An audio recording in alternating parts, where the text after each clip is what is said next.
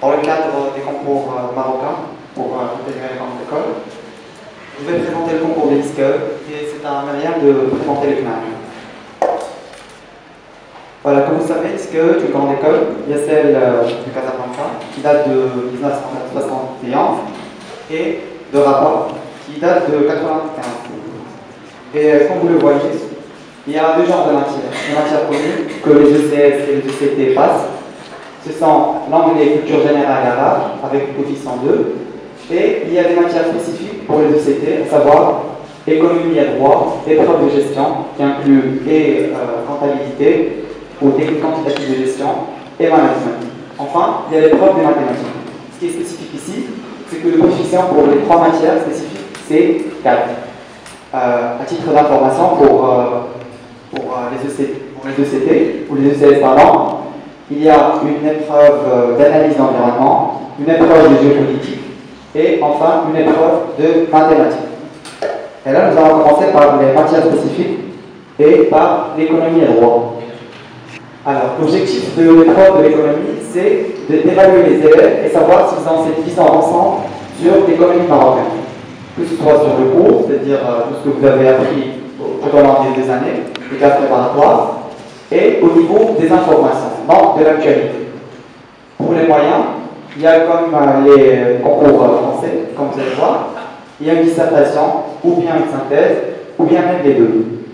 Mais il y a aussi une analyse d'un paragraphe ou de données chiffrées. Par exemple, en 2011, ils ont donné des données chiffrées de 2010, et c'est à vous d'analyser. Donc de faire la liaison et faire le lien entre ces informations, tout en se référant à votre cours, bien sûr.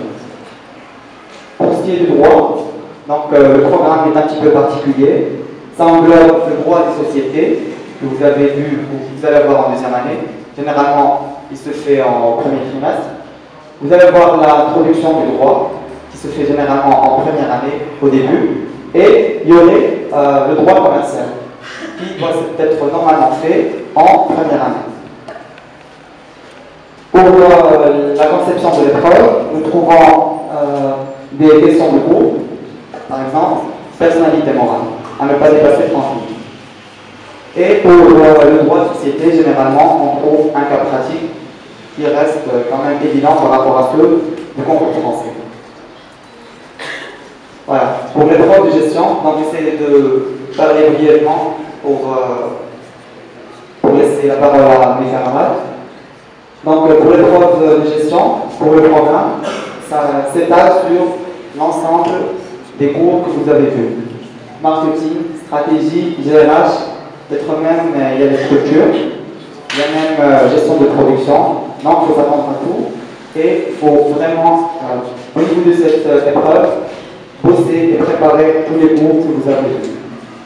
Pour ce qui est de la technique ou les techniques quantitatives de gestion, alors là, à la différence des concours français, il n'y a pas d'analyse financière, il n'y a pas de champ d'investissement, mais il y a des mathématiques financières que vous allez voir vers la fin du deuxième trimestre, et la comptabilité générale qui est très présente au niveau de l'épreuve de gestion des SKE.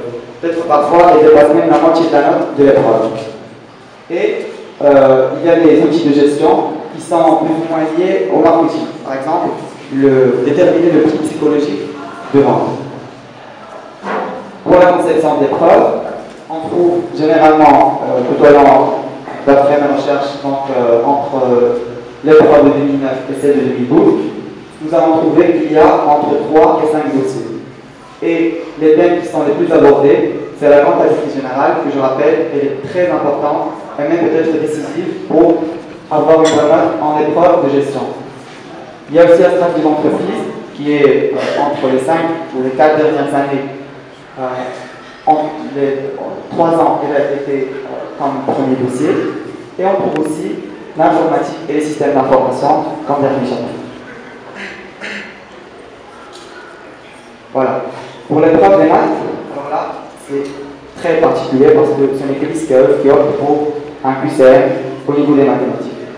Ce n'est pas un système canadien, donc c'est pas -1 plus 1, mais plus 2 pour une réponse juste et -1 pour une réponse fausse. À la différence de l'épreuve du concours français, vous allez dire qu'il y a cette argumentation qui peut être décisive avec le système alpha et qui va vous permettre de gagner plus de points par rapport aux autres.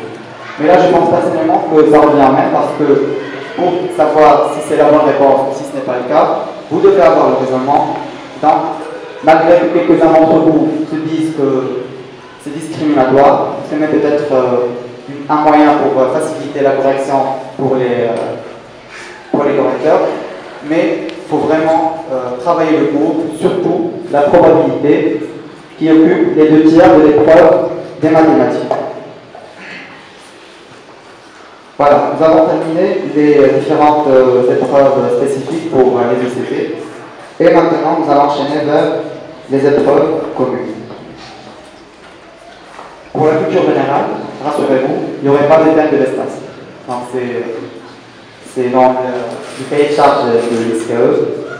Il y a un thème, voilà, au hasard, qui est abordé et dans lequel soit vous allez rédiger une dissertation, soit une synthèse, soit même ce qu'on appelle une dissertation synthétisée. Donc à ne pas dépasser 4 pages.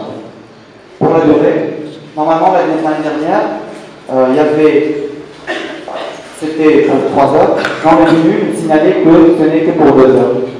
Donc c'est soit 2 heures, soit 3 heures, selon les cas, selon l'épreuve et même selon les années. Pour la langue, pour l'anglais, là c'est un système canadien, donc -1 pour réponse fausse et +1 pour une réponse juste. Il y a 100 points au niveau de la note, donc 20 points pour la rédaction, 30 points pour les questions de compréhension liées à un texte, à 3 textes qu'on vous donne, et pour lesquels vous devez répondre à des questions liées à ce même texte. Et 50% de grammaire. Pour le concours français, normalement, il y avait la traduction. Ici, il y a des questions directes. Donc, c'est le même objectif, d'évaluer si vous maîtrisez l'anglais, la grammaire et tout, mais pour le moyen, c'est un peu différent. Ici, ce sont des questions, je rappelle, directes. Et finalement, pour l'arabe, qui est généralement doit être un point fort pour un nombre de personnes d'entre vous, la durée c'est de 2 heures. Soit on vous donne un texte à traduire en arabe, de français vers l'arabe, soit on vous donne 2 questions de rédaction à ne pas dépasser 20 minutes, dans une durée de 2 heures. Voilà, donc j'ai fait le tour entre les épreuves communes et spécifiques, et maintenant je passe la parole à Marie Mlapou, qui va vous présenter les points.